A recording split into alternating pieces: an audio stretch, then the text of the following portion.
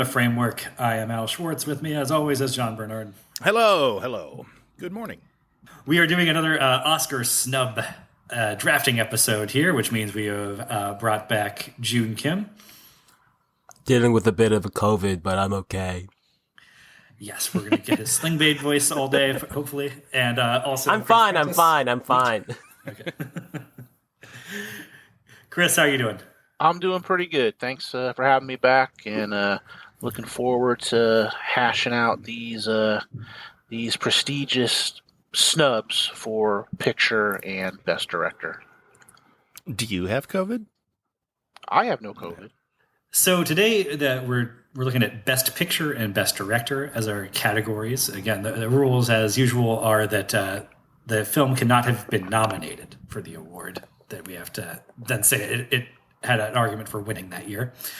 I think that the starter here is, how did you guys differentiate between director and picture? I think this is an issue for the Academy as well. If something's nominated for best picture, should its director be automatically nominated for best director?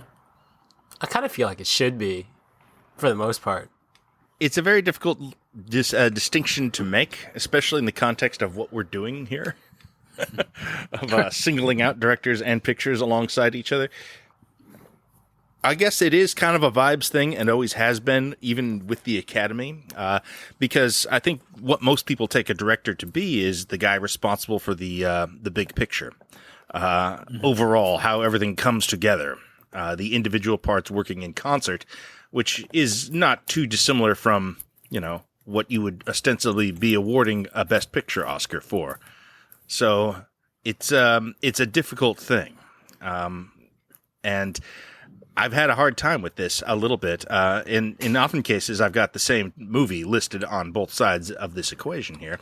I don't think I would double up in what I'm picking necessarily, just to kind of throw things around. But there's a few that I'm just like, well, I think this I would make the case for director rather than picture. There's some stuff like that, and we'll get into that a little bit. But a really well-directed movie is, it's a Best Picture material as well. So it's tough, and I don't think it's a question that the Academy has really solved either in 90 plus years of existence.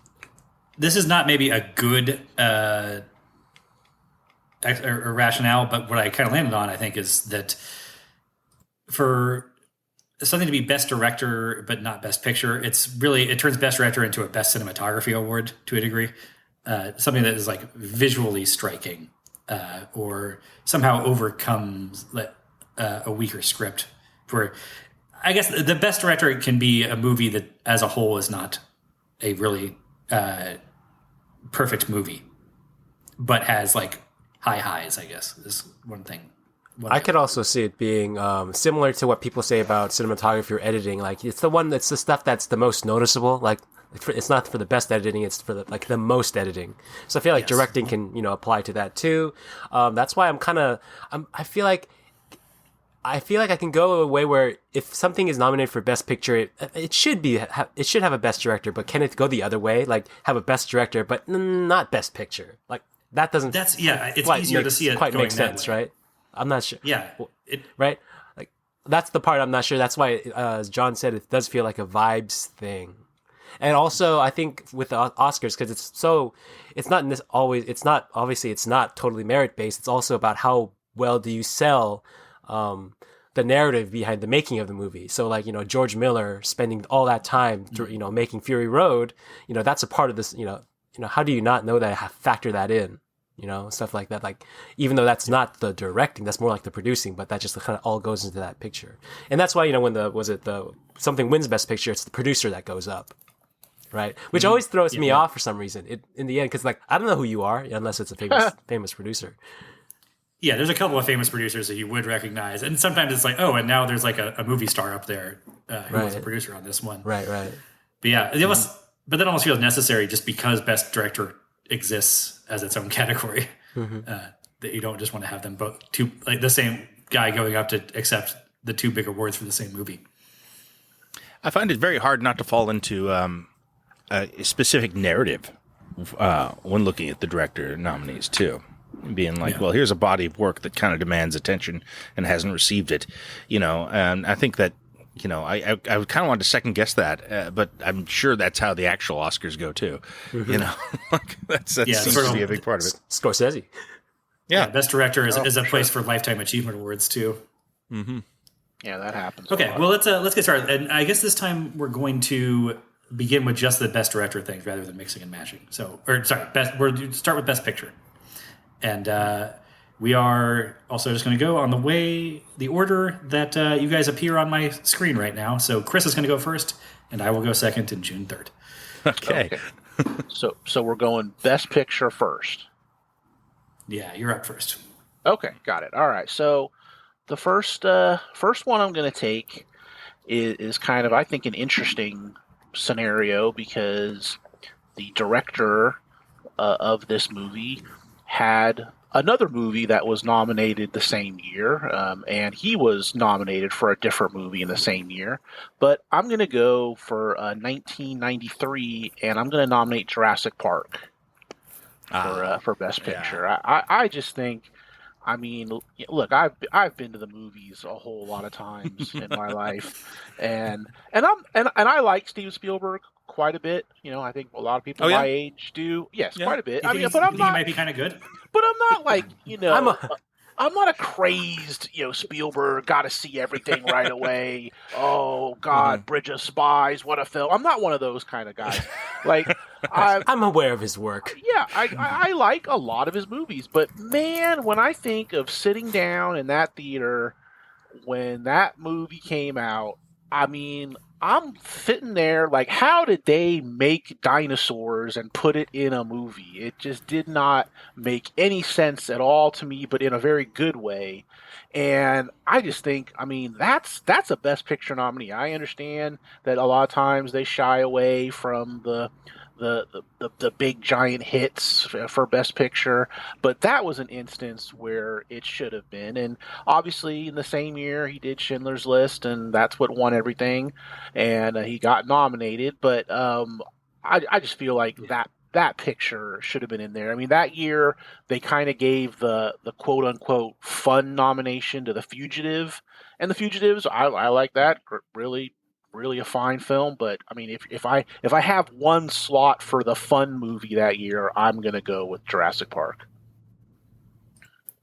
You can certainly make the case that this is sort of, yes, it's dinosaurs running amok. Okay, that's lowbrow, but it's also kind of like, this is what movies exist for. This is one of the main things we want to go to the movies for, and it succeeds on that front of really expanding the scope of what we'd seen projected on a screen before. And, if King Kong can be nominated for these things, that is, monster movies ostensibly can be recognized. But it's going to, I think you hit the nail on the head, though. It's not so much that this ran into the Academy's snobbishness about dinosaurs as much as Schindler's List. Spielberg ate his own lunch here. Right. Yeah. I mean, God, there's no way. Like when you think back to that, it's like, I mean, what an incredible year. I mean, it's like, directors sometimes will put out multiple films, and sometimes they're both good films. But in terms of having the biggest financial box office hit of a year and the most, critically acclaimed movie of the year, it's pretty amazing. And I mean, obviously, whatever campaigning was going to go on that year was going to be all around Schindler's List. But I just, when I think of the times that I've gone to the movies and I've just been like, wow, I can't believe what I'm seeing on this screen right now in this moment, Jurassic Park is way up there as one of those experiences. I got to agree. This is on my short list as well, actually. It's probably the best a summer entertainment can be. You go to the movies looking for a big movie, a big summer movie, blockbuster. You're not going to do better than Jurassic Park. And I hesitate to say it's the greatest of all time at that, simply because at my age, when because 5 other Spielberg movies exist. Well, yeah, there's that, but this was the one that hit me at the exact right moment. I was the exact correct age to enjoy Jurassic Park when it came out. And I think everyone probably has something that comes out when they're, 13 years old or 11 years old that is just ideally suited to you at that age. And this was that for me. So I feel like I'm bringing a bias in, but I think looking back, I'd say, yeah, it's the best monster movie anyone's ever made. Well, hey, let's Monsters Run Amok. That's not quite. I have a different option for that. Let's take some bias out of it, that childhood bias, because I recently got to show Jurassic Park very recently to my girlfriend. She's 35, from China, was not exposed to American pop culture very much. Was not into movies until starting to watch it more recently. So she did not know about the existence of Jurassic Park as a concept, the novel, whatever. Oh. So I just sat her down and put her in front of this was a very popular movie of its time. It's about dinosaurs, the park. That's about all I gave her, and I got to just kind of watch her experience it like the full-on horror movie. Yeah. Which is kind of was actually really, really great for me to watch, because for us it's this nostalgic thing where there are horror elements in it, but for us it's like a warm comfort blanket of nostalgia, just watching dinosaurs, yes, and all that stuff. But she watched it as like horror sci-fi movie with fun concepts about can humanity control nature, no, and all that stuff. It was just, the movie works just in terms of just that flat out movie magic entertainment level. Yeah, man, that T-Rex attack scene is one of the greatest scenes in the history of cinema. I contend. It's if you had to pick one single scene from Spielberg's filmography that kind of says it all, like what was great about him, I think that is a strong contender. It's pretty amazing. Could you make an argument that this year that Chris chose incorrectly here too? Because what should have happened is that Spielberg should have won Best Picture for Schindler's List and Best Director for Jurassic Park. Because how the dinosaurs are deployed in this is such just brilliant in the way that it doesn't feel like they're hiding the dinosaurs from you. I mean, the big reveal takes a while to get there, but it feels less like they're hiding the dinosaurs from you than that Jaws is hiding the shark from us. Oh, for sure. But even for all that, they're not on screen that much, but their presence is so felt so effectively. Yeah, it's extraordinary and well modulated, and I think the way you can tell that this is really still incredible, like from a directing standpoint, from a filmmaking, is that first scene of the Brontosaurus, standing up and eating the tree leaves.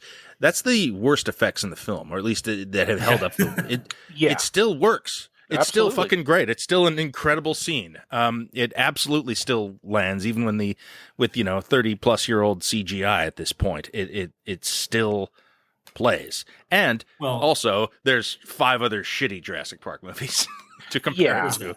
Yeah. Like no one else has been able to crack scene, this. Yeah. That Brontosaurus scene. If the CGI is bouncing off the backboard, it's John Williams leaping up and smashing it down. Williams is sort of the X factor in that scene, yeah. But it's the whole movie plays though. Like every single scene still works, and yeah, like I mean I said that flippantly about the other bad ones, but they are instructive in just how difficult this could be to make work, like how easy it would be to fuck it up and not be a good movie, and yeah, this original completely stands the test of time, and I would say an obvious choice. That I wonder if Schindler's List didn't exist, would this have been an Oscar player? It should have been. I don't know. They were still kind of in there like we don't respect him phase with Spielberg. Yeah, if Schindler's List doesn't come out. Yes, yeah, they respect the Holocaust so much that it's going to elbow out anything else.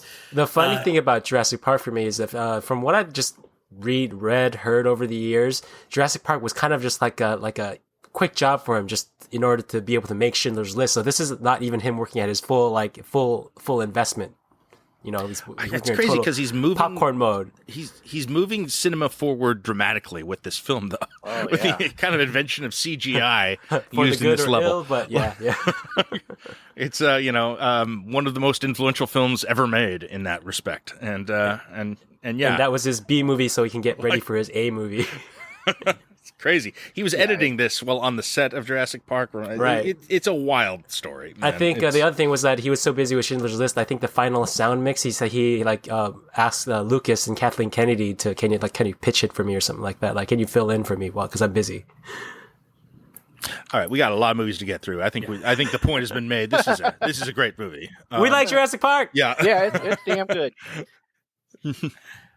Okay, I'm going next then. I'm going to the year 1981, and I'm saying The Shining should have won Best Picture. Wow. Not even nominated. Yeah, Wow. you're talking my language. Okay. Yeah. Ordinary People won that year, a movie that I just presume is very good but have never seen. The other nominees were The Coal Miner's Daughter, The Elephant Man, Raging Bull, and Tess. And, not having seen a lot of these, I'm just going to say Tess can go so that The Shining can get its flowers. Hit the road, Tess. And, not sure what that one is even. But The Shining is the greatest horror movie ever made, probably. Also, easily could be a direction nomination here, but I'm just going to go with picture overall.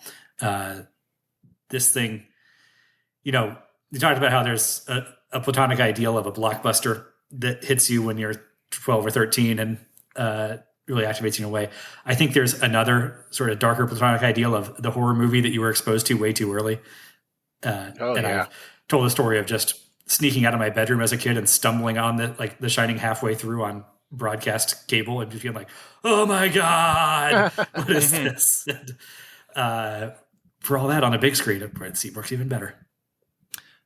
Yeah, this is another one where it's difficult to say, is Kubrick the key to this? And I think ultimately no, because obviously he's bringing a lot to bear here, and he's a big part of why it works. But I think there's an alchemical thing in The Shining that frankly, the story that it's working off of, the as much as King hates this movie, I think it is. No, yeah, I actually think it really represents the book pretty well and gets across most of the things that are incredible about the story as King wrote it. I think King deserves a ton of credit, even if he resents it. Yeah. Like, this is just kind of an alchemical story. It's just great on its own and has incredible ideas and themes and is extraordinarily well executed by Kubrick and all the other craftsmen and technicians working on it. It's just a kind of a perfect horror film. Maybe this is another distinction, though, that could separate picture and director, is that maybe if a movie has too big of a standout performance, that pushes it out of director and into picture, because it's less of a one-man show of the director doing all the work. Absolutely. You got to give King and Nicholson and Duvall, their own share of credit for it. Even as much of an auteur as Kubrick is, as much of an auteur as anybody. But I'm just saying, overall package, if the Academy didn't have a bugaboo about nominating horror movies, I think they would have recognized this. This was up for Razzies. I think that this Really? landed with a thud. Insane. Yeah. Uh-huh. Yeah, well, I Shelley didn't know Duvall that. nominated for a Razzie. The worst nomination for anything ever. Yeah. This was just not liked when it came out, which is so stupid, but, it is what it is. Yeah. We've also done a whole episode on The Shining previously, so I guess we don't need to spend 20 minutes talking about it here.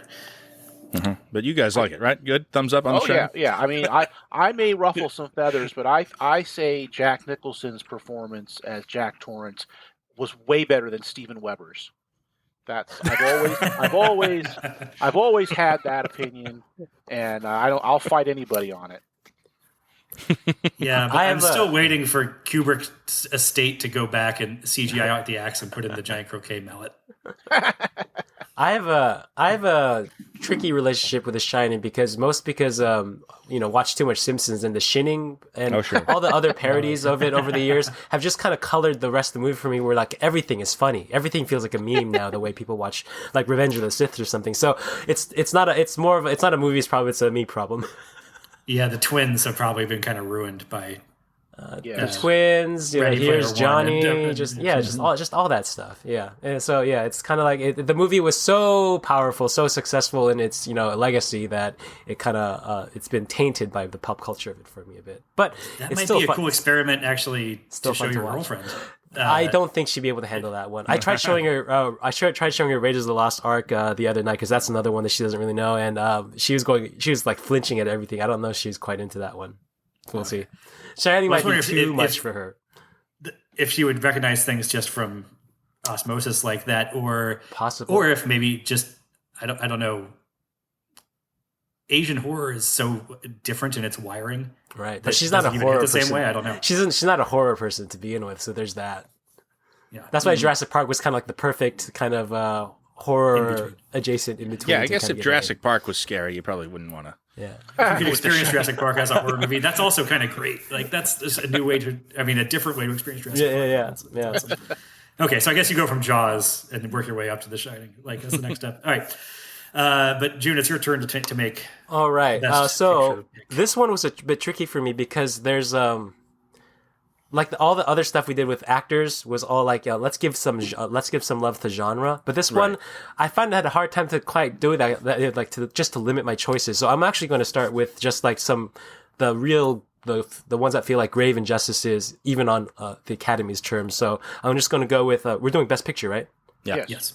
I'm going to just go straight with. Why can't I think of the year? It was 1989's Do the Right Thing. Oh, sure. Okay. Oh, yeah. So just straight off, one of the like kind of the well-known ones because that was the year Driving Miss Daisy won, right? Yeah. Mm-hmm. It's just like it's like a fuck you to do the right thing, honestly. Yeah. I think that. I think that, and like the only other things that the movie was nominated for was for Danny Aiello for supporting actor. God damn. And a screenplay nod for. He is, but it's the best performance of his career, maybe. And a screenplay nod for Spike Lee. Spike Lee got a screenplay nod, so that's what it was tossed. But so there's not much more that I could really say about it. Just we all know the movie. We all know how ever relevant it is. This, regardless of whatever period trappings, because that movie came out in 1989. Mm-hmm. Yeah. This is gonna be a revealing thing. I remember the first time I saw this when I was a teenager and didn't understand much about movies or anything. I remember coming out of it's actually really bullshit that they broke that pizzeria's window. It's kind of it's kind of not cool.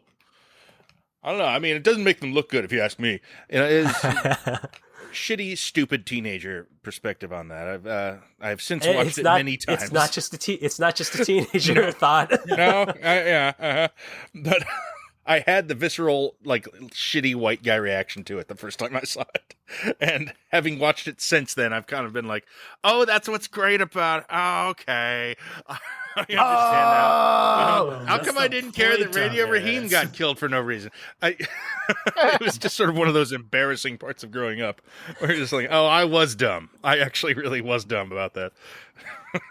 But that's where you discover, like, you can feel many, many different ways about what happens in the movie. Oh my god!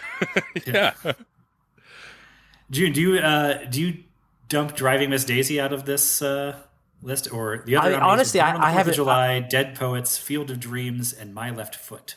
Yes, dump Driving Miss Daisy. Yeah, that's the one. The winner is the weak link there. Speaking of which, the conversation about splitting Best Picture and Best Director, like Driving Miss Daisy won for Best Picture, but I think was it Oliver Stone won for Director for Born on the 4th of July. Yeah. So there's the split right there, right? So take out. I mean, I haven't seen Driving Miss Daisy since VHS days. I don't really remember about it, other than it only exists as a meme now. Just like it's the movie that beat Do the Right Thing. It's like a symbolic, like it's like a lifetime achievement for Jessica Tandy. I don't know. Well, what's more crazy to me than Driving Miss Daisy winning Best Picture is Dan Aykroyd was nominated for supporting actor. Hold on to that nomination. He was it. Hold that nomination. Yeah. Keep that one. That's wild. Yeah, I remember him in it. He's doing like a big old Southern Foghorn Leghorn thing, I believe. Of course. Yeah. Yeah. Okay. Yeah. All right. Probably not worthy, John, but still. Yeah. Okay. You're going to get 2 picks now. 2 picks. Mm-hmm. Okay. All right. Heart wants what the heart wants. Well, first off, those 3 that got picked, all on my short list here. I was definitely going to take The Shining if it hadn't been taken by now, but of course it has been.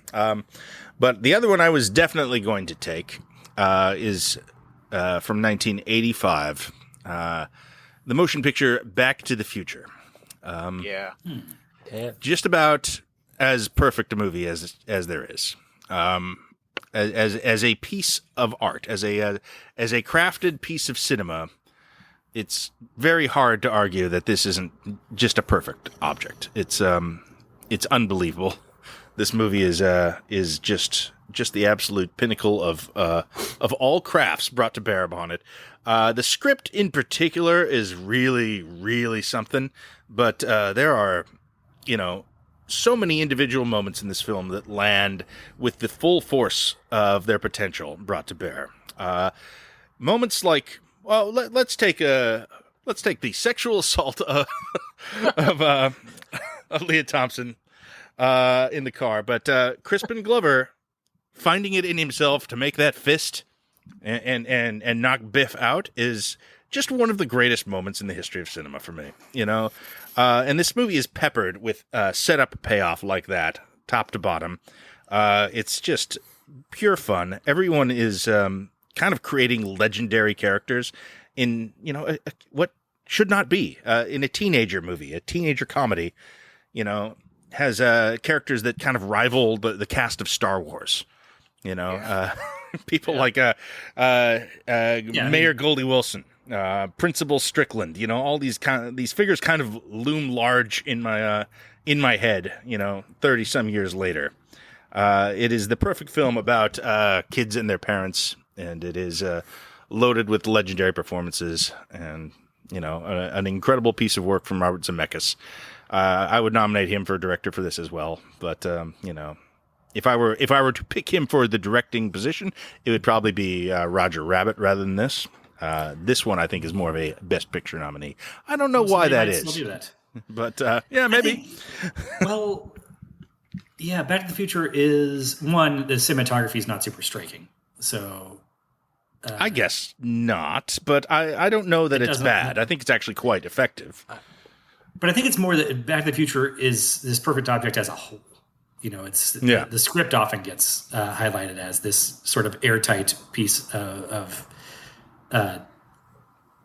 textbook screenwriting, where everything has a plan and a payoff, and it's a perfect clockwork mechanism. Yeah, and so that is really, it's a holistic thing. There's not, I don't know that Back to the Future has like really killer iconic jokes in it, but it is a comedy, and there's chuckles throughout, and it's more than the sum of its parts. So I think that's what puts it in picture over director. Yeah, I suppose so.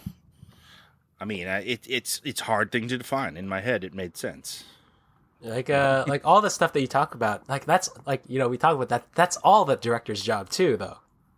But we just kind of compartmentalize it in, as you said, it's a vibes thing. Like the most thing. So like, you said the cinematography is not that striking, like, but it's always working. It's always functional. In that, like, it's just every idea comes across clear, and that's the director, and working with the screenplay, just working at their top form.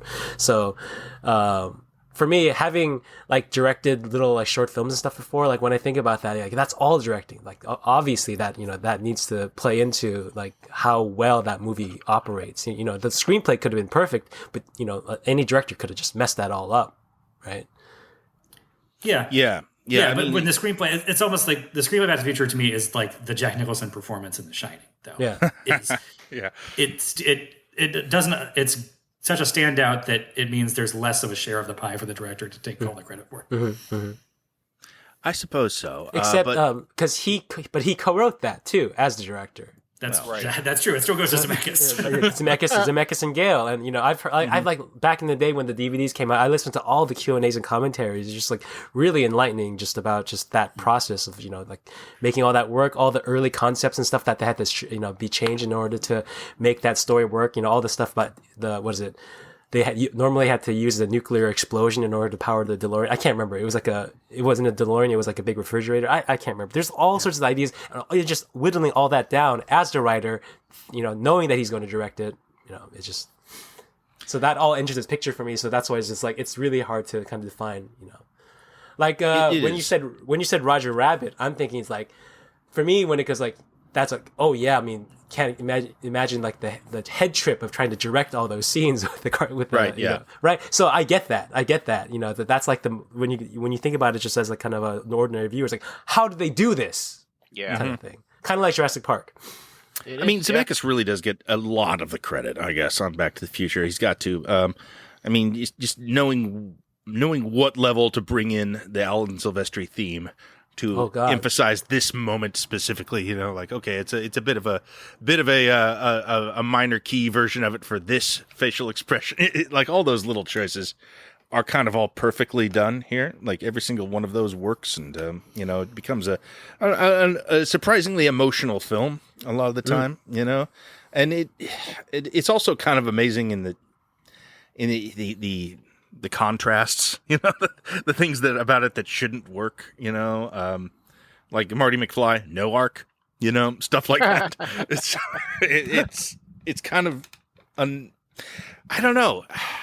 It's fine that you get enough things right, you can do whatever you want, I suppose. That Marty changes his perspective on his parents. Yeah, it's that not Marty he doesn't learn a lesson exactly, but yeah, no, I think he does. He does. It's just that other people changed because of him, so that's fine. Like as long as something changed. So he's scared of tons is changing throughout that whole movie.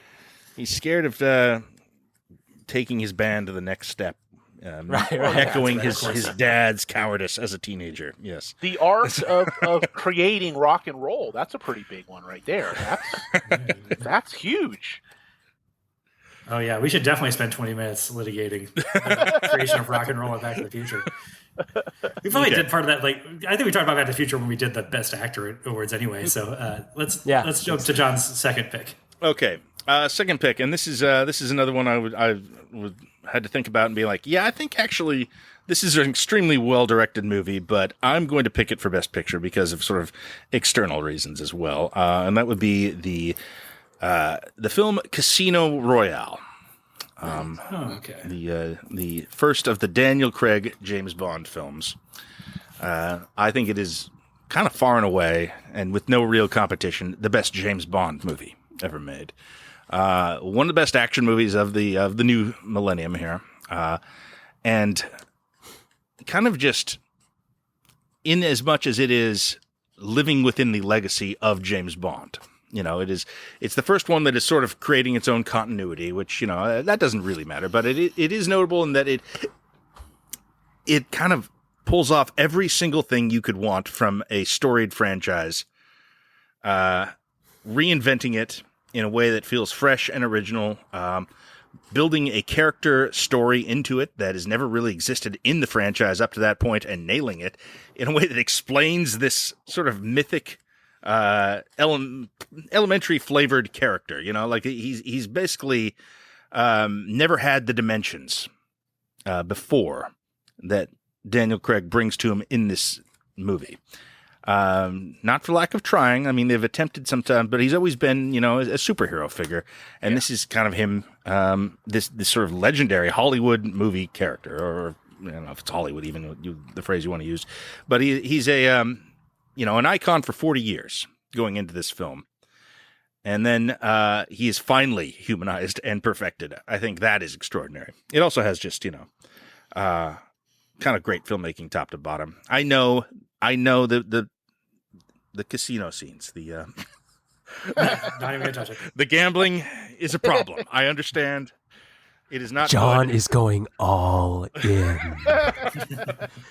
but it doesn't matter. It's sort of the thing that's the movie succeeds beyond that stuff. Like, my God, it's the tell. Like, it is not perfect. He cries blood. But it does stuff like that. Blood leaks from his eyeball. James was right. But how perfect is that, though? The thing about a James Bond villain is that they are larger than life, and they have some ridiculous tick and some big silly thing about them that puts it in a real world context where it doesn't feel stupid. It's kind of cool. And having like Mads Mikkelsen only helps. It's and those scenes still look good. It's still a very appealing table. It's like, oh, look at all these crazy billionaires sitting down to play Texas Hold'em. Oh man, what lives they must lead. How exciting. This is glamorous and exotic. God damn it. See, I would almost put this more in the direction category, though, because I think that striking that tonal balance of doing this James Bond stuff and making it not feel stupid, when a lot of it, when we tease it out, is still quite stupid. That is an achievement in tone balancing. And if there is one thing that I think you can attribute to the director most directly, more than the cinematography or whatever, like tonal balancing is the thing that falls entirely on the director, I feel like. Indeed. I mean, it's all editing, it's sound, it's a whole package, really. But that is director, yes.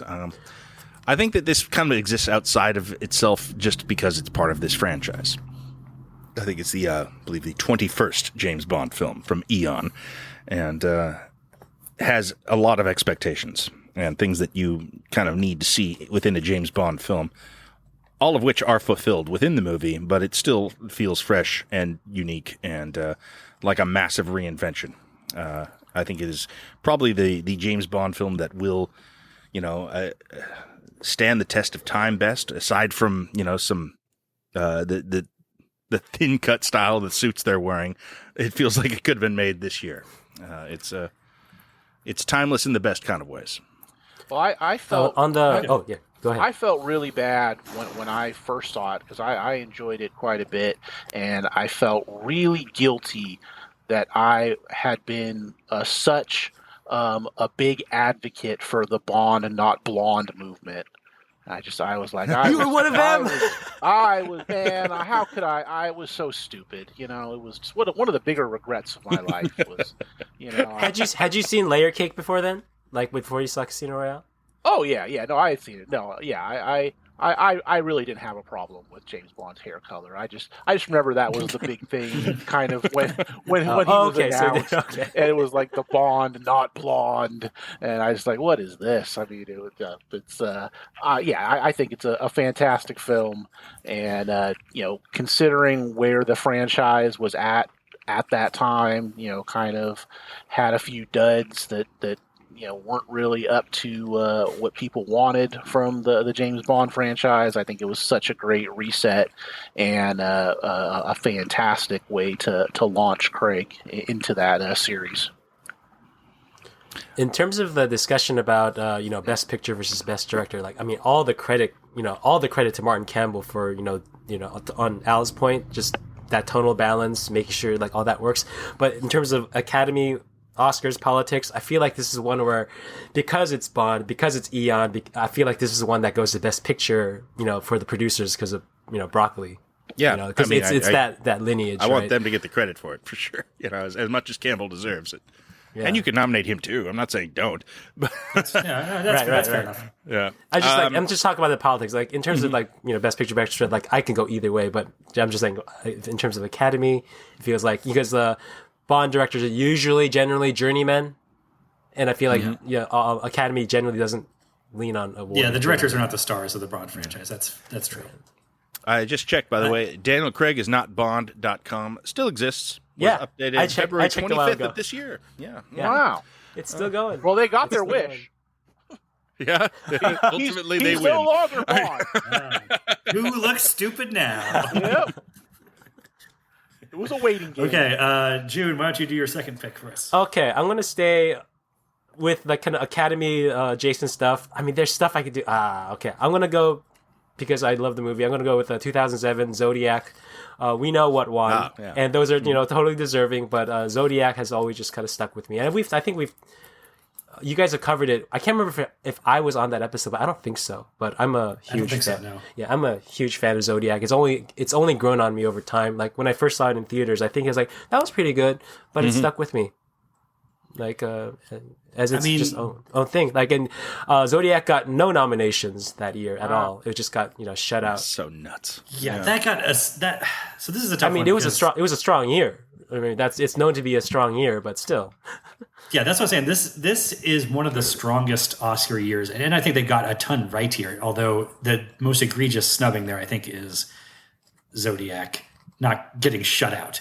I might have my personal thing that Andrew Dominic got robbed for directing on Assassination of Jesse James, but No Country in my books. You want to call that the best movie ever made? I have no argument with you. So it winning everything, that's fine by me. Michael Clayton, There Will Be Blood, Atonement, and Juno are the other nominees. Sure, we can knock Juno out of there. I like Juno. So big, serious, depressing movies. That's kind of a cool nomination, actually. Yeah. But that year, it's a little tough to justify. Yeah. Yeah, that's the only reason why I can't get behind this entirely. Zodiac is a very good movie. John's not a big fan of it. I guess that was the takeaway from that. No, I like it's really good. I think you guys. I think if I recall, like Mindhunter just kind of eclipsed it for you because it has more time and everything, and just like Zodiac, within being it gets to dig in on some of the stuff Zodiac does best. Yeah, there's a lot of great stuff in that. I don't know. I kind of think of it more of a directing triumph in many ways. Oh yeah, I mean, but Hurdy-gurdy man flying over the bay, yeah, all that shit. But yeah, I mean, it's a terrific movie, and yeah, it should have been nominated, at least. At least. And that's all I'm asking. I'm not saying it has to win. I'm not saying it has to win. I just want to get some recognition. Yeah. Okay. I mean, I guess is Fincher ends up winning for Social Network, right? Or something? No, he's never won. No. And he wasn't. So I think another thing that he didn't get was I don't think Gone Girl wasn't nominated for picture or director. Only Pike. It wasn't even nominated for screenplay, and that was one that was on my list, in terms of best picture, best director. But I just went with. Well, we're gonna do screenplays and scores for our last one. Right. That may come up there. Yeah. But wow. Okay. Well, I'm at least proud of the Academy that they didn't just give him his Lifetime Achievement Award for Mank. I mean, I think he's nominated for Social Network and Benjamin Button, and that's it. That's right. Yeah. Uh-huh. I was on that episode. I know that. Yeah, you were on that one. And Mank. That was a fun one. Terrible movie, but. With Benjamin Button, I came down in support of it. Just I kind of see what he's going for here. Fuck that movie, even more now. Yeah, now more than ever. But no, you're not going to get a lot of pushback, I guess, on Zodiac being a great movie. It deserves to be. These are, as I say, I'm not going for the particularly controversial, big moves. It's these are ones that I just think they should have gotten some attention. Yeah. Okay. I'm for my second pick not going to go. I don't think at all controversial. 1999, The Matrix, more deserving than American Beauty, in my opinion. That was on my list. Yeah. But if you want to edge out the Cider House rules, The Green Mile, you can do those too. The Insider and The Sixth Sense are the other ones, they can stay. But but The Matrix, come on, this is another one. You want to call this the best movie ever made? Okay, sure, I'll accept that. It is, sort of like we're talking about Jurassic Park. It's just such a platonic ideal of a blockbuster, although more of I guess, action than a horror tinged to the blockbusteriness of it. It has some horror stuff in it. Yeah. Oh, yeah. But I feel like it's just a little too crowd pleasing for the Academy sensibilities as of the year 1999. And, but ultimately, one of the great, I would say comparable to Back to the Future in terms of the scripts just being absolutely airtight. And everything is perfectly functional. And it's iconic. It's one of the best movies ever. It's 99. It's basically similar to 2007 kind of year. Mm-hmm. And that was also Fight Club and Being John Malkovich and tons of them. But none of those got nominated. 2007, the Academy was closer to the bullseye. It was a horse race between American Beauty and Cider House Rules, I recall, which is insane to think of now. Yeah. But yeah, obviously. Those poor kings of Maine. All right, so I don't think I'm going to get any pushback on The Matrix, though. No, this was easy. Toss up between director and picture here, but I think as a package, it really works. Mm-hmm. I mean, as with all of these, everything we talk about today, I'm going to be like, you could nominate for the other thing as well. It's just sort of, I think, highlighting just sort of the breadth of the thing. I don't know. Here's something I am considering. I think when I say a Best Picture nominee, I'm also giving it sort of a cultural weight, too. Did it come to represent something socially? and I would say that The Matrix certainly did that. You know, like it became its own thing, a very much a life of its own kind of thing. But I think one of our great being- franchises, maybe mostly entirely on the strength of the first film. Yeah, and it got snubbed from every major category. I think this is more egregious than Zodiac. That Fishburne couldn't get a supporting nomination. Weaving. Weaving too. The script couldn't get a screenplay nod. That's tough to me. But yeah. All right, Chris. I What was do you talking last? to Al. Was just the other day. Was I talking to you about this, Al? Like, can you imagine if we lived in a world where this movie starred Will Smith and Sean Connery? No, but that does cross my mind. Yeah, like constantly. What the hell would that movie look like? I think Will look Smith more like would have been Wild Wild okay. West. Connery would have been a disaster as Morpheus, right? Well, Connery's stunt double would have had to lift a lot more of the weight of this movie. Is he talking about like machines and sci-fi, concepts and doing kung fu? Is he wearing is he wearing the I think kung fu he can costume? handle. Wearing the silly think- shades, all that shit. I think he'd look so ridiculous. Yes, they did a totally different costume designer for him. I think he could do the exposition about the machine war to a degree, but I don't think he could bring the sort of religious fanaticism Yeah. angle to it that Fishburne manages to be cool and a religious fanatic at the same time, which is a tough needle to thread. And I don't think I buy religious conviction from Sean Connery. That's Whenever I hear pill the- way. Whenever I hear Will Smith has talked about this and all the casting, these always just sound like these would have just never happened. I mean, obviously it didn't happen, but they were nowhere close to happening. It's just one of those. Right. It's where they see everybody just to be able to get the movie, just for the chance to keep the momentum running to get the movie made, right? Mm-hmm. And it's just fun. It's like they would get fun, weeded out before right? you. It's went fun for a whole alternate. film. It's fun alternate realities. Think about. I don't think Will Smith would have worked. Honestly, he did. What is it? I mean. We would have gotten I think they a great talked- music video tie-in if he had been on it. I swear to God. It would have been awesome. Man, yeah. He would have been dancing with squiddy robots. 1999 Will Smith can look cool. I Yeah, believe he can do- definitely. But so much of his persona was it was kind of his peak, right? Men in Black. Yeah, he's But he did also do, he did also do Enemy of the State, so he was showing that he could do something more serious, where he kind of tones down his movie star persona. But yeah, I don't know. But I don't know if he can be as wide-eyed as Keanu. Right. As that. Keanu is perfect for that role perfect- because right. he is perfect he can play somebody that is sympathetic and still kind of powerful, but you totally buy him being led around by his nose a lot. Yeah. And I don't know if we buy that from Will Smith. Right. But yeah, and he's also a more convincing cyber god too. Yes. One casting that I could go with was, I think they considered Val Kilmer for Morpheus. That I could see. I could see that. I could see that. Yeah. Mm-hmm. I know this is a Val Kilmer positive podcast, so. Of course. Well, Chris has got one more Best Picture nomination. Are we going to get a Val Kilmer starring affair here? No, not a Val Kilmer starring affair, but it is starring one of his Tombstone co-stars. Maybe not the biggest of them, but I went with a massive, mega, huge movie in Jurassic Park for my first pick, so I'm going to go with a smaller movie for my next one, and it's from 1992, and we'll take Val's Tombstone co-star Bill Paxton, and I'm going to go with One False Move for Best Picture in 1992. I think it's just a pretty cool pick.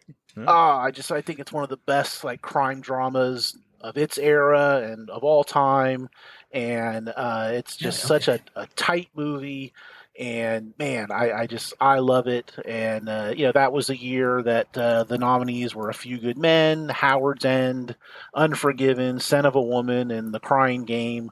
I mean, I never saw Howard's End, but whatever. We'll give one. We'll keep one stuffy nomination in there, and so I would bounce Scent of a Woman, and in its place I would go with One False Move. It's just got, I think Paxton is outstanding in it. You got a real creepo performance from Billy Bob Thornton, who wrote the movie. A really good performance from Michael Beach, and it's just a really well made crime thriller. I've never seen that one. Oh, would you love got to that, check it Al. out. Got to check it It's out. Carl Franklin, right? Yes, that's right. It's definitely got a little bit of Fargo to it. Yes. You'll definitely recognize that, but it's more kind of a modern noir, in the sort of way they did it in the '90s. John Dahl, Red Rock West style, Yes. Southwestern. Yeah. It's cool as fuck, honestly. Uh, and Bill Paxton, He's so good in it. one of his best leading man roles. He didn't get to do that too often. This No. might be, Simple Plan, I guess, a very similar film. Yeah. Very similar tone, really. Also with Billy Bob. That'd be an interesting right. double feature. Yeah. Yes. That's a ball. I have the another criteria. Chris pick too. Yeah, Simple very Plan. much. Mm-hmm.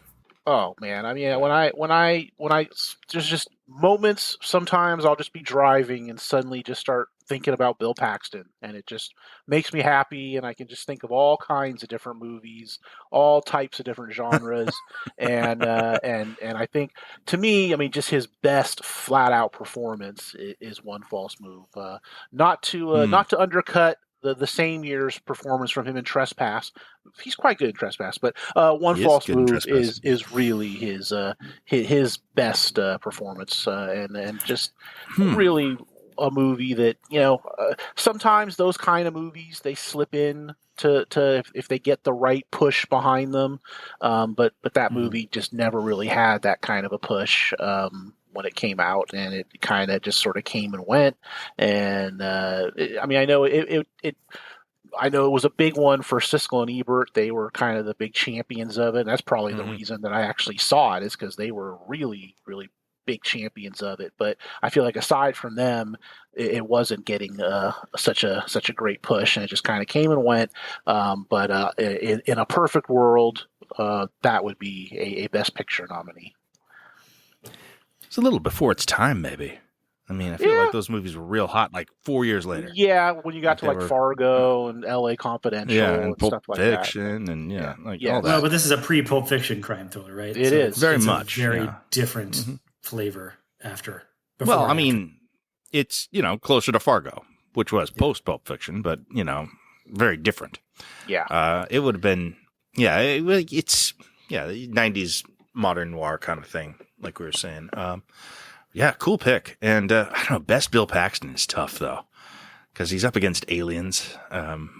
Certainly in True this Lies. mode, it might be best Bill Paxton. Although I really like Frailty, too. He's amazing in that film. Oh, he's terrific there. Yes. Okay. Okay. So we got to get on to directors here. For our pictures then, June had Zodiac and Do the Right Thing. Classic. John had Back to the Future and Casino.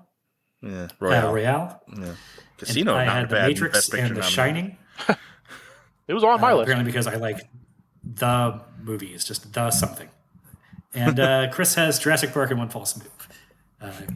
Pretty cool. Chris, I feel like going for the genre. So maybe we're going for lower hanging fruit in terms of things that might have a couple years later been recognized. I still don't feel like the Academy has quite reached a place where they're going to nominate a One False Move for Best Picture. I guess now they have 10 categories. That's the difference. Well, that's the thing, is it? Yeah. Just doing this, I feel like once they went to the shift of nominating everything, you almost can't even do this whole exercise starting with 2009, because it's just, well, here's 8 movies and enjoy, and we're just going to nominate everything. 10, yeah. Yeah, up to Because they 10. failed to nominate Yeah. The Dark Knight in 2008, Yeah. which, we could have mentioned today, too, I'm Could've. sure. Yeah. Yeah, I just feel like yeah, we don't need that's, it used to be such a big thing. It's like, these are the 5 movies, and here are the best 5 movies. And now it's just kind of like, well, sometimes it's 7, Yeah. sometimes it's 9, and, whatever we feel like should be nominated is going to get one. And you got to be like, well, and District 13 is a Best Picture nominee. You got stuff like that floating around. Yeah.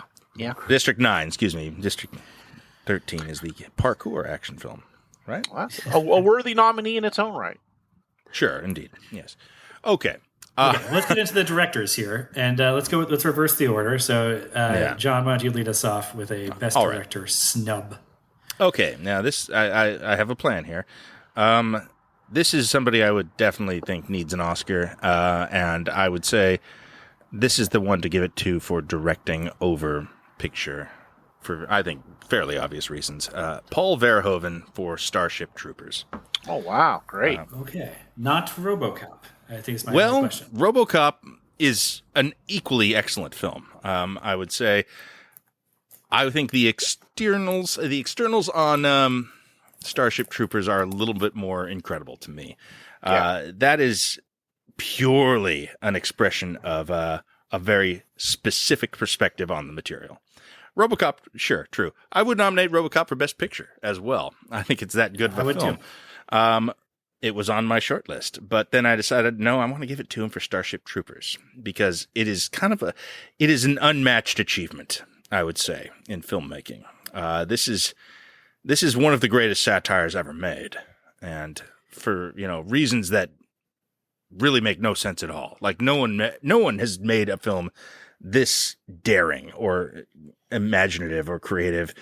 Just in the specifics of it is fascist propaganda from a future that doesn't exist. That it is a satire of real world fascism using the Leni Riefenstahl style imagery, but with a veneer of futurism, militarism, and this crazy bug war sci-fi novel that is purely militaristic in and of itself.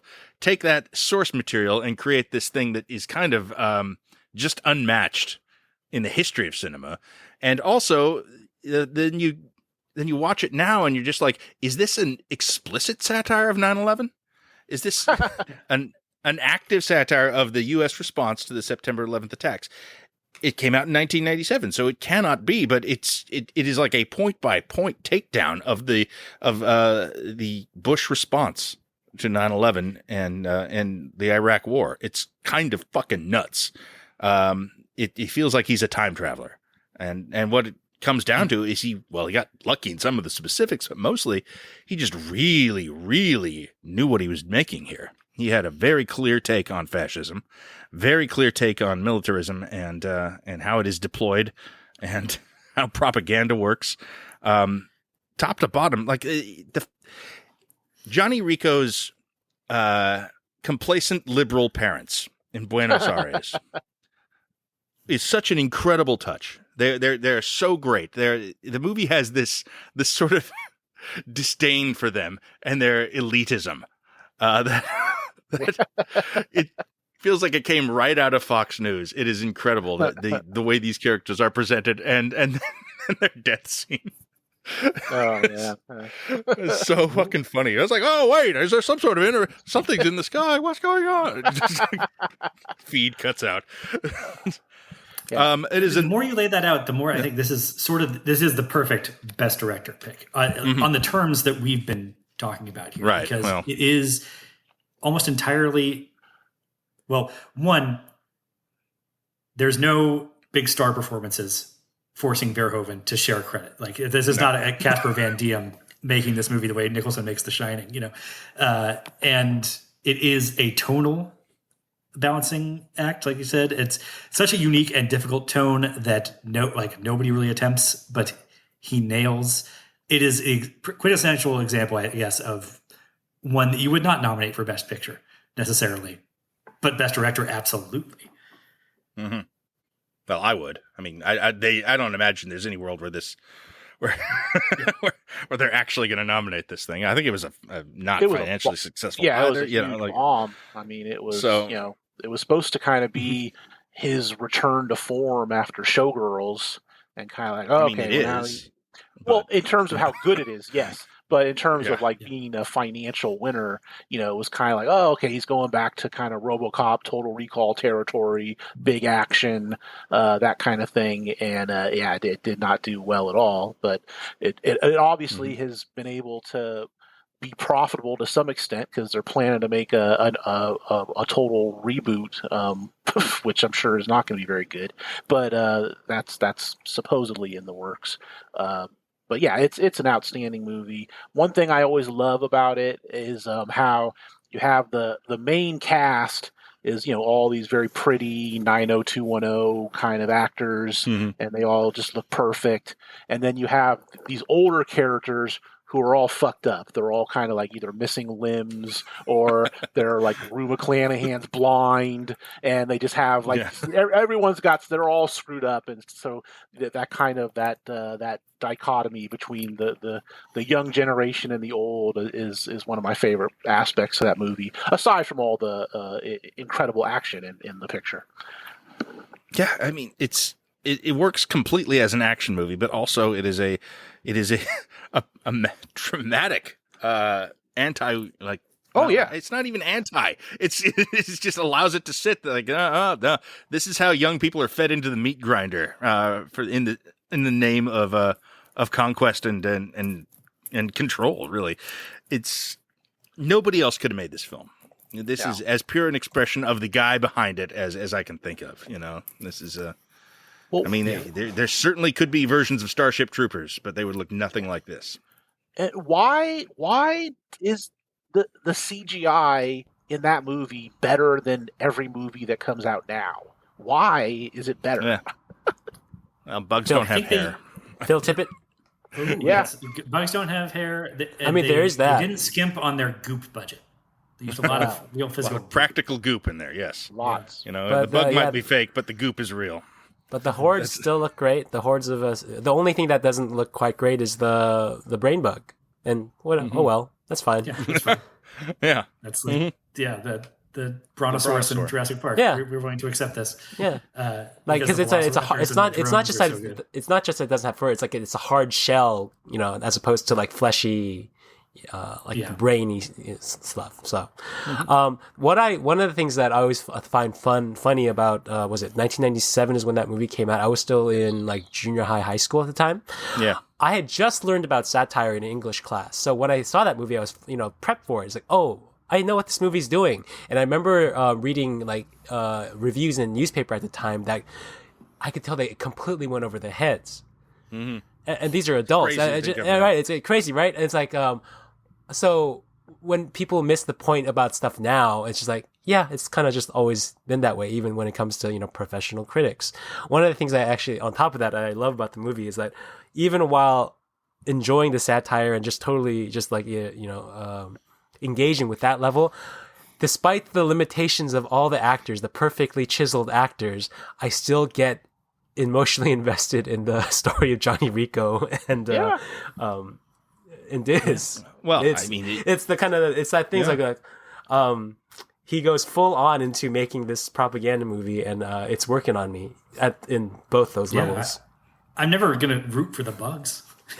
They're bugs. Yeah, they got no humanity to them. It's afraid. Yeah. And I'm going to cheer for I can't remember his name all of a sudden. The guy that got the bug at the end. I can't. Clancy Brown. Clancy Brown. Yeah. Clancy Brown. When I'm going to cheer for him. All right, June, what do you got for us? Okay. So we're on Best Director. Okay, I'm going to try to, whatever I pick for Best Picture, like a lot of times I'm already assuming kind of Best Director as well, so I'm going to just kind of assume most of those.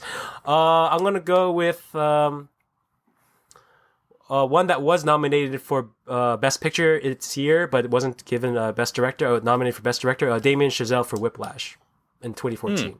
I love Whiplash that year. That was like, I can't remember. I saw it multiple times in theaters, but that was one where like, this is an exciting debut. Whether it was his debut that time, I can't remember if it was his like directorial debut, but I think it was. That was a short. He'd been nominated for the short that Whiplash was based on, I think. Yes, either that, and he had some screenplays to his name, like that Elijah Wood thriller that's set in the theater. I can't remember. Anyway, the piano player, right? Yeah, piano, something like that. Called. Yeah, I forgot what it's called too, but.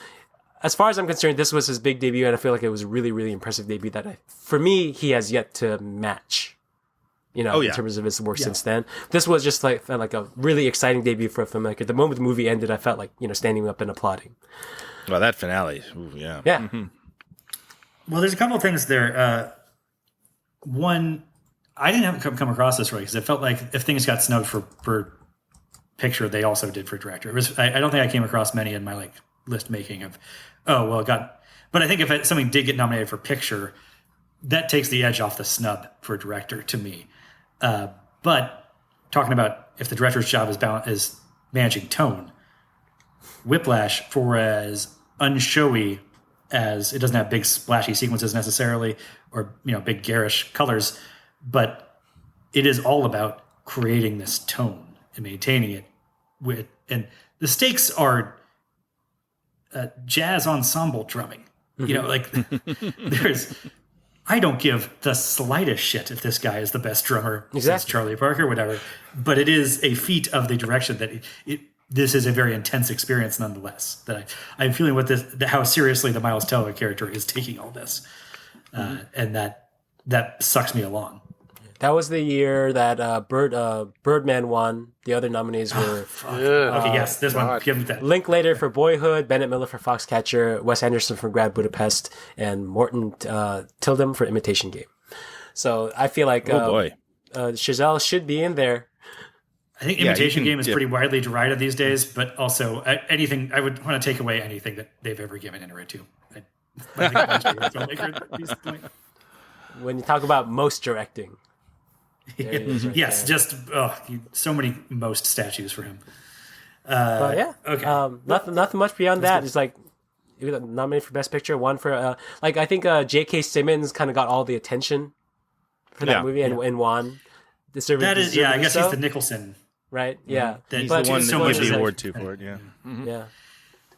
I think we're kind of gradually uncovering that there's a thing where like a movie like Jurassic Park can be too big to be nominated, or to be nominated, and then a movie like Whiplash can be a little too small to be nominated or to win at least. Like they want the Oscars don't like big loud blockbuster, but they do like historical sweep, and things can be just a touch too small scale. Like movies don't come a lot smaller scale than Whiplash, really.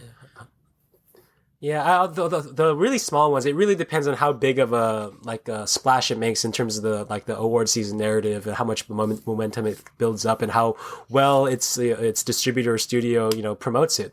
That's one of those things that just kind of always that's what the game is when it comes to Oscars, right? The one that I always just think of in terms of this unrelated to Whiplash is what was it? Slumdog Millionaire, ended up winning Best Picture, but that movie could have easily been just some small movie that you catch on Netflix. Why didn't more people watch this if the distributor hadn't switched halfway through? I think it was normally like some Warner Brothers independent production, and they dropped it, and Fox Searchlight picked it up. And then they, just made their, marketing voodoo magic and moved it up to it's not Best Picture win, right?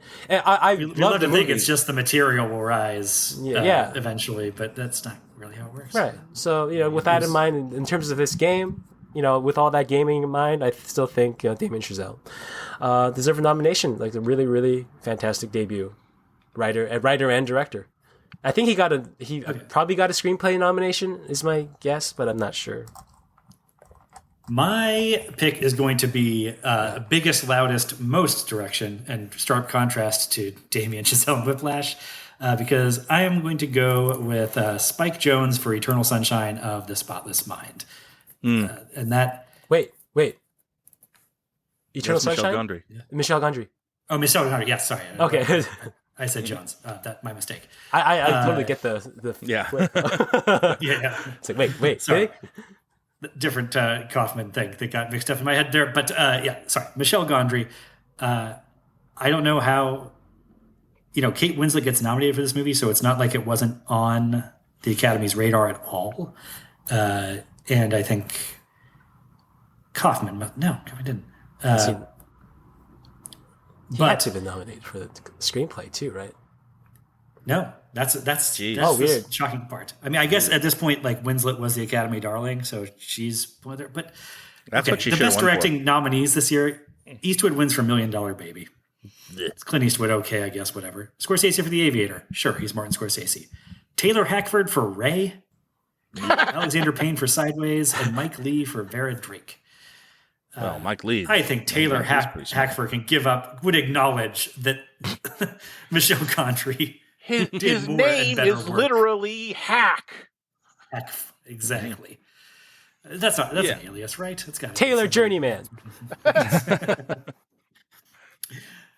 But I mean, come on. Like, Journeyman. There's no more directed movie than Eternal Sunshine, right? I mean, It's all in your face. Speed Racer. There's a human dimension to Eternal Sunshine, though. Like that it never loses sight of, which is the key to that film working. There's and also just keeping everything clear, frankly.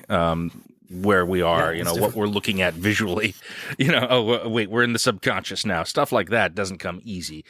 I think it is the best Michel Gondry, the best work of his career. Like, he's always kind of dabbling in this sort of thing, and it's never been better portrayed than in Eternal Sunshine. What happened to him, by the way? But that's what strikes me, though, as this being such a snub, because this does seem to, like, pass muster in terms of artsiness for what the Academy should be willing to recognize. And it's also, with some of these things, maybe if we do honorable mentions at the end here, we can run through a couple of them where there are, I think, strong nominations that also are just in strong years. Right. Like 2007. And this is not a really strong year, and this movie has everything that I would think the Academy required. So I'm really baffled how they didn't. I think it came out in March. That probably didn't help.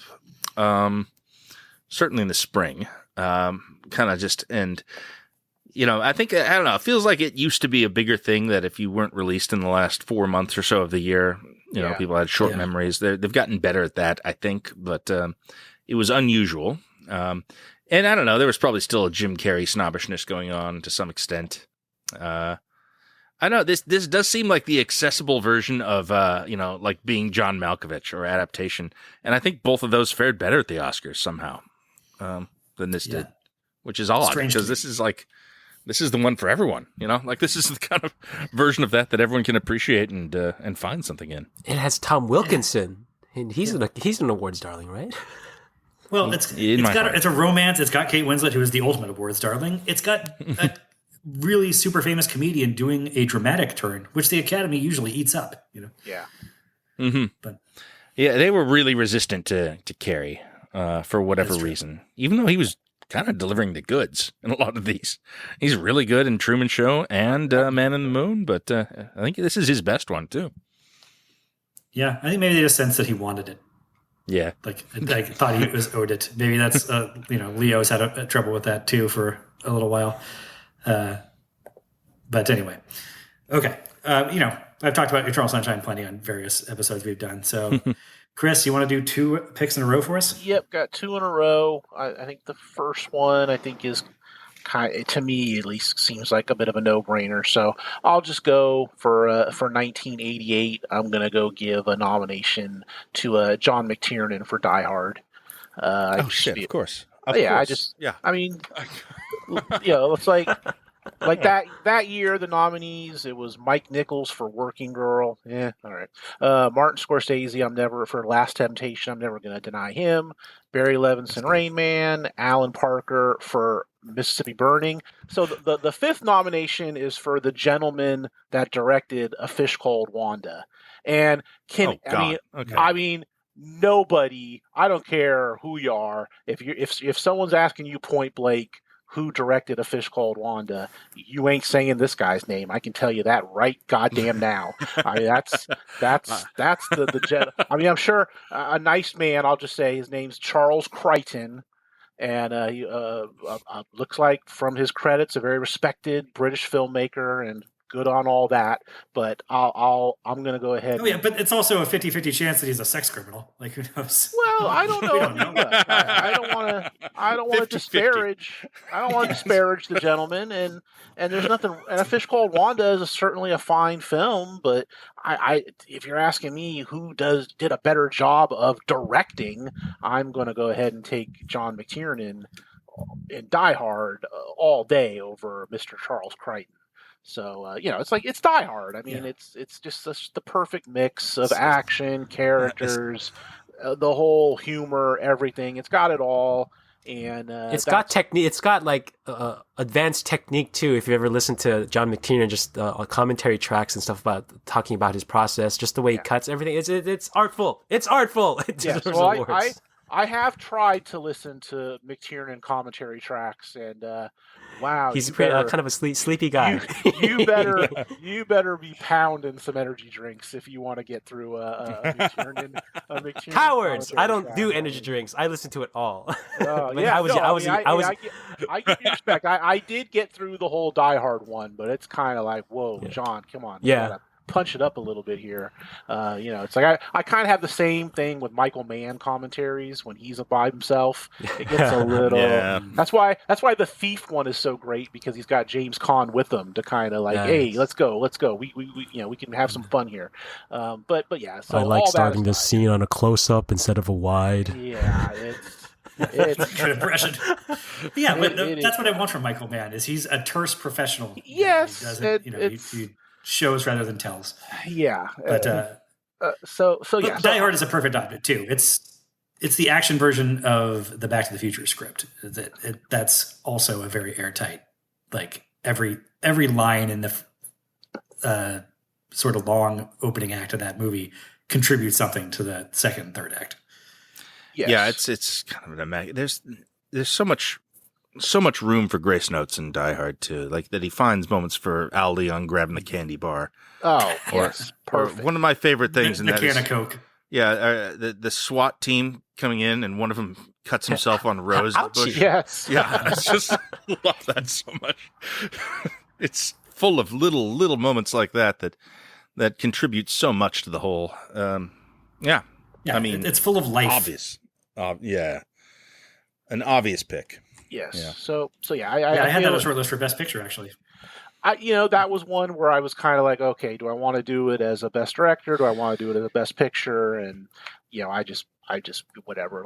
Let's give McTiernan's had a rough last few years, so let's go ahead and give him the nomination, and hopefully he's not boring anybody in his personal life today because he's a dry man.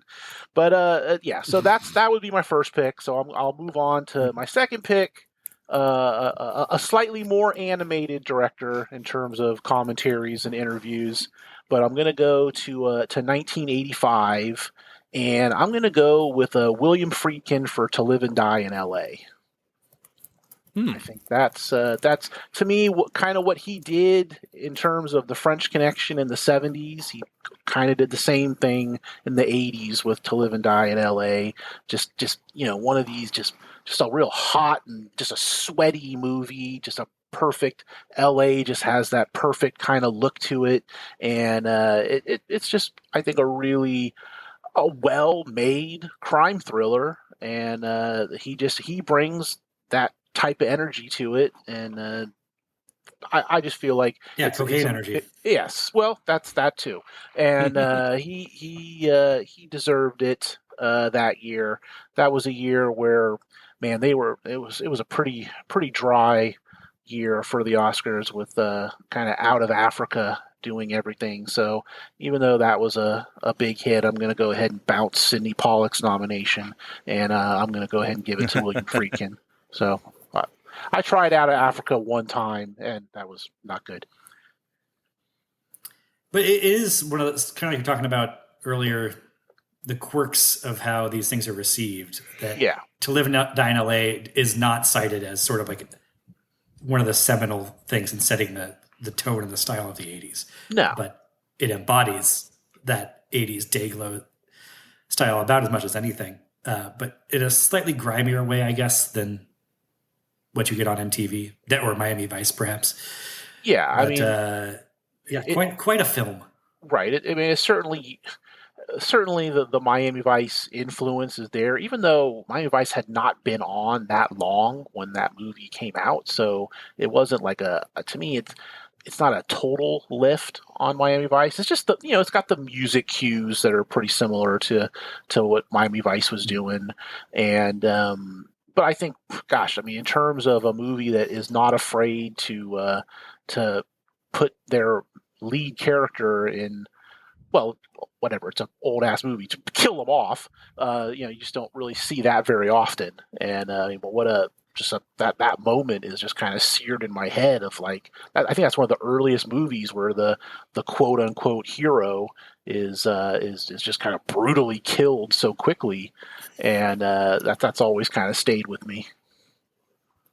It is one of the few movies that really takes like the renegade cop who plays by their own rules and won't be constrained, like follows it to its logical conclusion. Yes. It's like that and the other guys with the Oh, Rock right, and Sam right. Jackson leaping off the building. But Yeah. yeah. It's much better. I'll confess than, I haven't seen this film. Really? It's good. You get a I'm good aware of Willem its Dafoe reputation, villain. and I Neither and am I know how that played out, but I need to watch it. I know Willem Dafoe's the bad guy. It's all the stuff I like, so I it's on my list for sure. Yeah, You got a good early sleazeball role for John Turturro, so there's another reason to check it out. Yeah, one of the best ever sleazeball. Yeah, Of course. All right, we have to do an episode next month of One False Move versus To Live and Die in L.A. Oh, sounds like a good episode. Let's That's do a that. hell of a twofer. Hell of a twofer. Sure, I'm all into that. Okay, well, maybe we want to do that. That'd be fun. Okay, Okay. this is going to take it. I think it brings it back to me for my second pick. Okay, kind of hoped you guys would take some of this off my plate so that I would have more narrowed down, but I am going to go with I think Ryan Johnson for Brick. 2005 movie. And this is one that is, again, I don't know, do I nominate this for Best Picture? Maybe not. But it is a very much a director's showcase, that it is all about maintaining tone. And like this year, Ang Lee won for Brokeback for directing. So That's a pretty good one. okay, you don't want to like take that away from necessarily. But the other nominees, Spielberg for Munich, okay. Clooney for Good Night and Good Luck, nothing against Clooney, but I don't know, it's as impressive as a directorial show as this. And then you have Bennett Miller for Capote and Paul Haggis for Crash. Like, we have room for the Wunderkind to come in here and wow us, And it's one, like, I guess there's sort of a star performance there, but really this is a high wire thing that the script and the direction are making this work. And it is a thing that maybe shouldn't work with like as serious as the tone is. It's a real calling card of a film. Very like Nolan Memento style. Just like, this is who I am. This is what I can do. Here we go. It's a really strong debut. Like that's the thing that it feels like, or Donnie Darko, I guess, would be another one it reminds me of. I didn't really work out for that guy. But well, it's between them because I think Nolan went on to make much better movies than Memento, and I don't think Johnson's made a better movie than Brick. I think it's that could be, yeah, that could be. I like him, but that could be, yeah. Ironically, I've actually not seen Brick. I've seen like half of it a long time ago, and the DVD crapped out. I never went back to it. It's a cool one. I don't Just think many rock. people have seen it, to be honest. It's small base there. It's basically a film noir set in high school. It's a fun conceit. Yeah, And, but very like transparently that it's not just like, oh, that's like the hard-boiled dialogue is knowingly like incongruous with the setting, and that sounds like it should be a parody or like a very funny movie, and it's not. I mean, it's got a few funny bits, but it's really just doing a hard-boiled detective in a high school doing 1940s dialogue. But it's not like a stage play version where they're doing like Macbeth, but with gangsters from the 1930s or something. Like, again, it's a thing that really shouldn't work. You have to kind of watch it to see it, and I put that all down to direction mainly. So that's my second one. June, you want to do your last one? Yeah, I'm going to go with one of the big ones. Once I'm going to start with the big injustices. The year that Milos Forman won for Cuckoo's Nest, Fellini for Armored Cord, Kubrick for Barry Lyndon, Lumet for Dog Day Afternoon, Altman for Nashville. So it's a strong year, and yet, Yeah, man. That's a real good year, man. and yet, they dropped Spielberg on Jaws. Oh well, shit, you're right. Okay, Yep. yeah. That was the one that he got really bummed about. I think there's actual footage of him watching the nominations announced, and he's like, yeah. Oh, Yeah. he was. I think that he's just really, really bummed. And if there was ever a movie about directing, how many books have been written about this movie? Right? Yeah. Yeah, you have a point. That is just, it's such a strong class there. Yeah. On top of which, like, Spielberg has eventually, like, they made it up to him over time. Oh yeah, for sure. But this was a movie but- that also got, it was nominated for Best Picture. It got all those technical nominations, and everything. Made more money than any film had at that so time. I'm sure yes. he's fine. He's fine. And yet, That worked against him, probably making more money than any movie ever. Probably worked against him for the Yeah, nomination. probably. But I think June is nailing probably what makes this a strong choice is that this is a movie that entirely saved by direction. Oh yeah. Like, it was almost a complete disaster. You might even say this movie defines our concept of what the director does and is in a lot of ways in the modern context. I think up it had until the this, it had the narrative too. Like, do you know how hard this was to make? yeah, very much so. It makes Spielberg, But maybe a within the household name. Academy voting block, they're like, well, yeah, because all of us have been around the block and know that you don't shoot on water, you You Yeah, dope. that's- dumb kid. Yeah, that's what everybody says to this day is you never want to film anything on water, and then the next sentence is, oh, you should hear about what happened on Jaws. What a terrible ordeal that was. So, I mean, yeah, we're about what 50 years since it came out, and people are still citing it as the reason that you don't want to film on water. There was a play on Broadway last year called "The Shark is Still Broken," Yeah, I heard about that. based on that. It takes place during the shooting of Jaws. I mean, the production of this film alone has massive cultural weight, more than most films. Leave the film itself aside, and there's still, I don't know, maybe more written about this movie than any other. Other than like maybe Apocalypse Now, maybe. What a Yeah. comparison. That's up there. Yeah. But like, yeah, there's legit documentaries, and then there's like multiple fan documentaries over the past couple decades or whatnot. People are obsessed with because there's so much documentation about it. There's all these books about it. But yeah, like we know a lot about this, and yet we can't stop talking about. And so yeah, Jaws, Spielberg should have been nominated.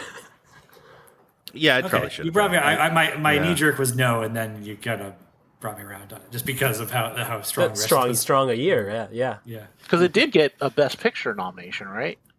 Yeah. I'm pretty sure. Yeah, it did. Okay. I mean, look, if they're going to snub a 26-year-old who just made the most successful movie ever made, I'm like, fine, he's fine, Yeah. and he's I'm not, had not, many not opportunities. crying any tears for him, but in terms of pure craft and skill, It is kind of one of those films, yeah. Mm-hmm. kind of undeniable.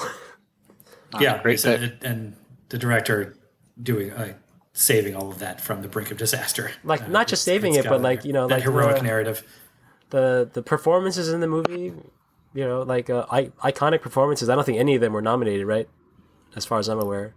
No, Robert Shaw no, wasn't- we talked about Robert Shaw on this. Yeah, round. that's right. Yeah. Yeah. Okay. All right. Last pick, John. What do you got? All for right. us? Well, I'm do another 2005 film here. A director that I would choose to nominate instead of Rian Johnson. And that is it's not similar to my last pick. A sort of a Teutonic madman who was raised in the shadow of Nazi Germany. Werner Herzog for Grizzly Man. Oh boy. Oh. Have you guys seen Grizzly Man? Oh yeah. That's an I've never experience. seen the not. beginning of it. I kind of came in partway through, but It is a documentary. Those they never get nominated for those. Yeah. yeah. What are the rules on nominating documentaries? I don't even know if they have hard and fast ones. I don't think there's any rule against it. Was Michael Moore nominated for Fahrenheit 9/11? I think he was. Well, a quick Google will answer that, but whatever. I think they should be allowed. Yeah. And I think I think this is probably of the a very very varied career. Herzog's one of my favorites. Hard to come up with a lot of context to talk about him beyond his own work because he's such a unique dude. But this film is my favorite of the Werner Herzog films, and I think you could really, really see his hand in it. I mean, well, you can literally see his hand. He's on camera for quite a bit of it. He's he's an actor in his own movie, essentially. And his decision, his hand is to not show you the sort of final bit there is so well. It's not on screen because he decides not to show it, but his decision is right there on screen. He's on screen there directing the documentary for us. That's the thing. Telling us that about moment, his decision making. That moment's kind of the key to it, really. So if you're unfamiliar with Grizzly Man, it is a documentary about a guy named Tim Treadwell who was sort of a weird, wild hippie who went out into the Alaskan wilderness to live with the bears. Because he believed that was a good thing to do, and was ultimately, of course, killed by a bear. But it was like several years after he started doing this. He'd been doing it for over a decade before a bear finally got him, and he videotaped himself doing a lot of this stuff. And Herzog gets a hold of the videotapes and says, like, there's an interesting story here. I'm going to try to piece it out. And boy, does he. It is a really, really chilling and really insightful documentary. One of the greatest of all time, I would say, about self-delusions, about the narratives that we impose on the world around us to give our lives meaning. In many ways, Tim Treadwell is a very extreme example of that, and Herzog gives him his voice a lot of this movie, but he also provides his own, which is in direct contrast to it. And he is also very aware of what an entertaining figure he himself is. I think he's just a really fun person to watch, and he's been used in movies since. I think a lot of it comes from this.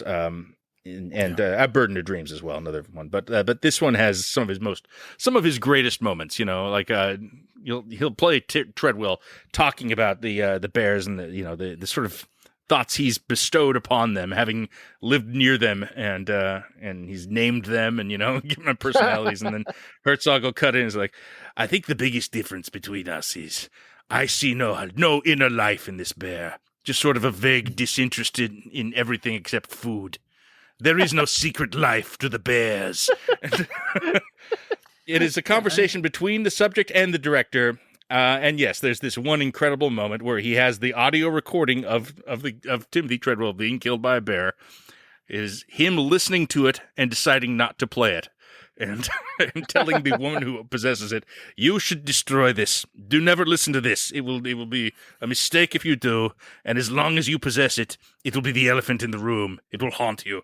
It's a wild film. One of the most emotionally gripping I've ever seen, and something I think that really tells us a lot about what being human is in a cynical, entertaining way. Wonderful film. Yeah, and it gave us Paul F. Tompkins' Werner Yes. Herzog impression, which is its own gift to culture. One of the best films you'll see about the extremes of obsessive behavior. I think that's man. There's having an interest in something, and then there's what was going on with Treadwell, and it's a pretty crazy, an all around crazy story, but it's like where I think some people might have kind of used what eventually happened to kind of exploit the story. That's not really the direction that Herzog goes into, and that movie is all the better for it. I mean, DiCaprio was trying to make the film for years. Oh, really? Trying to make a biopic of Timothy Treadwell. Mm-hmm. Yeah, which I mean, at this point now just sort of implies he's got a weird bear thing. Yeah. Are we sure that didn't just become the Revenant or something like that? Just evolved into the Revenant. Yeah, I think it may have evolved into that. Actually, I think Into the Wild came out too and Oh, yeah. did a real life story about somebody fucking off to Alaska and dying in the wilderness, and probably took some wind out of the Leo sails, and that he had to. That's like the Hollywood too. version of Grizzly Man. Is Yeah.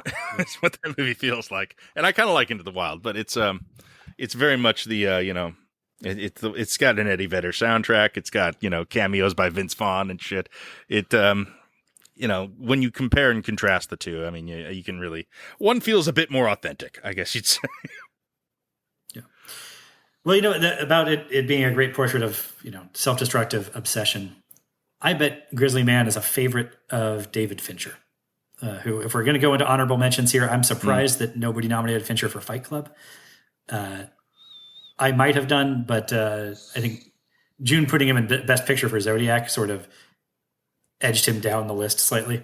I just didn't want to repeat things. Playing the Oscar game just as they do. That's been instructive here. Actually, I've realized that as we're going through this episode, We're no different. We're no better. The same type of We're subject to the same things. We don't want to talk about the same person over and over again. That was kind of true of everybody that we've done directing series on. Like I was really tempted to put The Thing on either list here for John Carpenter. I had The Thing on a short list. Mm-hmm. For a picture. And Michael Mann for Heat. I mean, come on, that's an obvious nomination. Both of them. Yeah.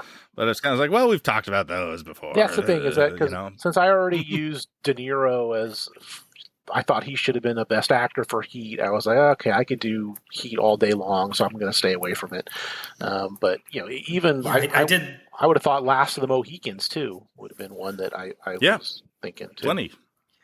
Man did some I've already praised that to the moon on this podcast, so I kind of let that go. And also thought that Heat was on the list for picture and director, but I also was pretty sure that Chris was going to choose it for me in each category. So I got a limit slide. I could probably have shoehorned Heat picks for every single one of these that we've done, even actor and actress if I really wanted to, even though it would have not have been gone over too well, but I would have done it. So I just figured, I did one with De Niro, and I'll go with some other movies this time. That's the the mindset I go into of like, oh, do I want to go expand it out to genre that's so big? There's so many picks, so I just kind of limited down to stuff that kind of the Oscars could have gone for, right? Yeah. Staff. So that was your limiting principle. But the thing that I used to narrow it down was like, oh, what was an actual snub, and by comparing it to the field. And so I was trying to pick to lean towards years that had what I otherwise view as weak fields, because I had a short list like director. Same year, Wes Anderson for Royal Tenenbaums was a thing, and Steven Soderbergh for Ocean's 11, which I think is a fantastically directed movie. It's lightweight by Oscar standards. But okay, Ron Howard wins that year for A Beautiful Mind. That's not a strong one, but Peter Jackson for Fellowship of the Ring and David Lynch for Mulholland Drive are already in there. Yeah. So I'm like, okay, I can let that year lie. No, Lynch for Mulholland Drive, that's an example where it wasn't nominated for Best Picture, but they did Best Director, right? The other thing that I limit myself is like, oh, do I spread this out to international films, which the Academy often ignores, but it's like, oh, it's just too big. And then in terms of just I don't know your listenership, but kind of focus on what I generally know. I feel like it would be similar. So yeah, it's the games happen in my head, whether we want it or not. Well, that was one of the first things I thought of for director was Park Chan-wook for Old Boy. And then I looked at that year and realized, oh, okay, that's the year they let Jackson win for Return of the King. Right. Which I do. I mean, I think if anybody ever deserved a sort of overall achievement award for that trilogy. But then the other nominees are like Fernando Mariel for City of God. So they did have a foreign film in there. Sofia Coppola for Lost in Translation, Peter Weir for Master and Commander, and Clint Eastwood for Mystic River. Like I could bump Clint from there pretty easily, but that's a good year. It's a good year. Good year. Yeah, for sure. Okay, let's see. I had some interesting. I mean, I had some chalk ones here that I was like, well, Ari Aster, Hereditary. That's a well-directed fucking movie, no question. But I feel like, well, what am I going to say? It's shot really well. Pervasive tone of dread, very effective. let's see. I had some more interesting ones. Eggers, again, I wanted to pick Eggers for something. I think Nosferatu, maybe the most successful of his things, so I was considering that. James Wan for The Conjuring. I think that's an incredibly well-directed movie. He's a brilliant technical director. It kind of made a franchise out of nowhere, so I believe you that. On the basis of exceptionally filmmaking, directed. yeah, it is entirely those. What's exciting about those movies is when they're good, which they aren't anymore. But back when they came out and they were good, it was the success of them was predicated on really strong filmmaking. Like it was scary filmmaking. It was really cool, like lessons from Hitchcock. Kind of just on how to place the camera, how to time the scene, it's really actually frightening in the moment stuff, visceral. And so that's the best example of it, I think, the first Conjuring. I had Tim Burton for Batman. I had to think about that. I think that's his best directed film, though. It's not his best movie. Wouldn't nominate it for Best Picture, but I think he does a fucking hell of a job directing that. And Good, yeah.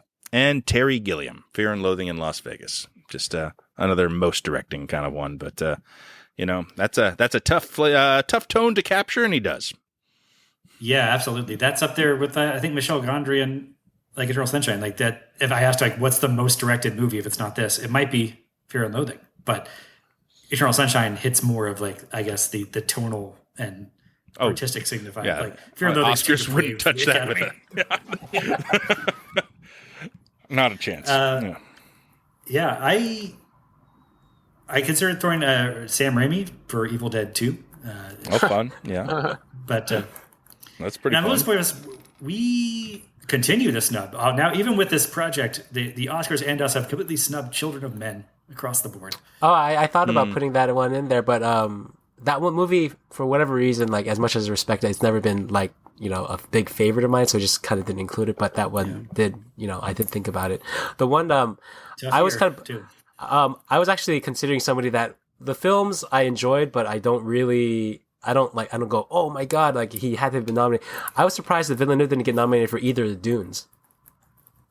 No, really, I think that's crazy. So, and that was it's one of those where if anything, I'm not that high on the movies. I enjoyed them, but still, and yet it feels weird that because they got awards attention, but it's weird that he got snubbed for director both times. I think they're waiting for him to nail the third one. If he nails the third one, I think he'll Return to the King. Which is funny because he's on the Peter Jackson salary scale. The thing is, Jackson got nominated for Two Towers, I think. Yeah. Yeah, right? He got nominated for all of them. Yeah, he nominated for all of them. So, if that's the case, they do nominate even when they know that there's a third movie coming. Let's see how you finish this off or something. And now they have 10 spots. What are you talking about? Not for director. Not for director. Not for director. That's okay. Yeah. Well, that's what it's flipped it around then, because Dune is one where the overall package might leave me a little cold, but you gotta recognize game. Right. That's how I feel about the Villeneuve snub. Right. Yeah. Another but because one, there's more slots in picture, they're gonna get. They're gonna get that. Here, you take that one. Here you go. I also had in terms of the Ordinary People year, I thought about giving it to Irvin Kershner. I feel like that's the most beautifully directed of the Star Wars movies in terms of just pure direction. Yeah, and the other ones that I thought about both Alien and The Princess Bride. And me too. Princess Bride. Moved them kind of perfect movies, but it's going to move down because we on Framework have discussed them a lot already. Rob Reiner has a lot of movies that maybe should have been nominated for Best Picture and weren't, or director. He's a kind of anonymous director that this only applies to the first 5 movies of his career, but what a run! They're kind of immaculate. The run is nuts. Princess Bride, Stand by Me, Misery, Few Good Men. These are extraordinarily well made films, and in a sort of a non-showy way that doesn't get acknowledged. Yeah, a little more anonymously. Yeah. Mm-hmm. But they're great. Misery in particular is a fucking really well made movie. So the honorable mentions, just the real quick, the one that I had is, I know we don't usually go too far back, but I was going to go with Sam Peckinpah for The Wild Bunch. I just think that was kind of a movie that sort of really kind of changed the game for a particular genre at the time. Yeah, talk about And- influential. Mhm. Yeah, and so I that was kind of my best director honorable mention. And then for picture, I was really surprised that The Wrestler wasn't nominated. I in my head I thought for sure it was, but it was only Rourke and Marissa Tomei that they got nominated, Oh. but the picture did not. And so, I mean, kind of the big one that people that year think got slighted was The Dark Knight, but also The Wrestler. So that would have been kind of my honorable mention. In terms of Aronofsky, that's one where his like usual kind of overt style just kind of takes a back seat to the performance. Yes, It's more kind of and- handheld, gritty, right? Yeah. Right, and Yeah. And it's A lot one of where handheld. there's a central performance that does overpower everything else, and it becomes easy to give all the accolades to work. Yes. It's a lot less showy than Black Swan, which was like 1 year later. Right. And kind of tells the same story, oddly. Yeah, it is. Yes, It is. yes. Both take a big jump for showbiz. Well, it's night and day in presentation. The directing of those films is so different. And I think he was nominated for Black Swan, if I recall. I think Yes. It's a lot showier. Yeah. Mm-hmm. Yeah. Interesting. All right, we got one more to do, guys. We're going to do screenplays and scores, which is an interesting one for me. I feel like there's a lot. Yeah, a lot of it's not as snubs clear, here. like- a lot Yeah, of there's a lot of snubs. snubs. It's really not as clear to me what like the Academy's peccadillos are, what their standards are for screenplay, especially. Like, whereas I've been able to figure out what they like in pictures and act in performances, they don't seem to know what they want from a screenplay. It's my estimation. All right. Awesome. Well, thanks again, guys. And always a pleasure. yeah, Come back appreciate for it. that one sometime soon. All right. Thanks you for guys. listening, Good everyone, as seeing well. you.